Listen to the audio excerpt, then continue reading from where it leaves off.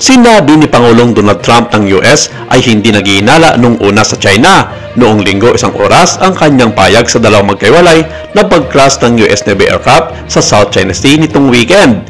Ginawa ni Trump ang payag sa isang gagawin kasama ang mga mamamayag na sakay ng Air Force One na nagsasabing inaasahan niyang makakakuha ng mga sagot tungkol sa mga pag-crash sa lalong madaling panahon.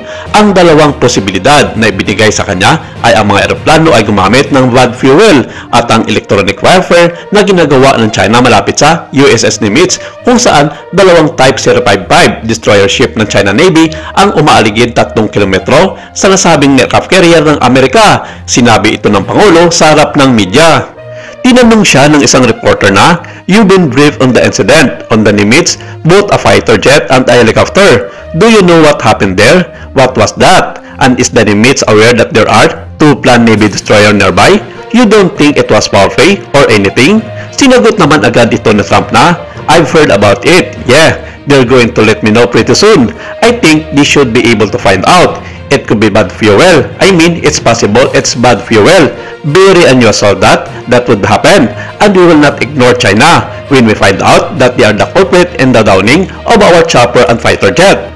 Dalawang sasakyang pangipapawid ng US Navy mula sa USS Nimitz, isang Seahawk helicopter at isang FA-18 Super Hornet fighter jet ang bumagsak sa magkawalay na routine operation sa South China Sea noong linggo. Lahat ng 5 tripulante, kabilang ang mga piloto na sakay ng dalawang vapor, ay nailigtas at natili sa stable na kondisyon ayon sa Navy. Sinabi ng US Pacific Fleet, ang pinakamalaking operational command ng Navy, sa isang post sa X na bandang 2:54 PM, lokal na oras, isang MS-60R Seahawk helicopter na nakatalaga sa battle cats ng Helicopter Maritime Strike Squadron 73 ay bumagsak sa South China Sea habang nagsasagawa ng mga regular na operasyon mula sa aircraft carrier na USS Nimitz. Humigit kumulang 30 minutes pagkatapos ng insidente ng helicopter, isang FA-18F Super Hornet mula sa Nimitz na nakatalaga sa Fighting Redcocks ng Strike Fighting Squadron 22 ay lumusong din sa South China Sea habang may flight operations.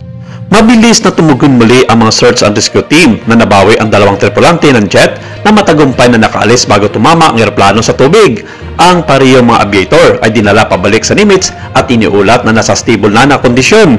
Ayon sa mga defense expert, talagang pinunteriya ng China ang Nimitz sa pagkakataong ito at pagpapakita na seryoso sila sa banta ng US sa kabila na nakatakdang pagbisita ni Pangulong Trump sa Beijing para sa isang makasaysayang pagpupulong sa leader nitong si Xi Jinping.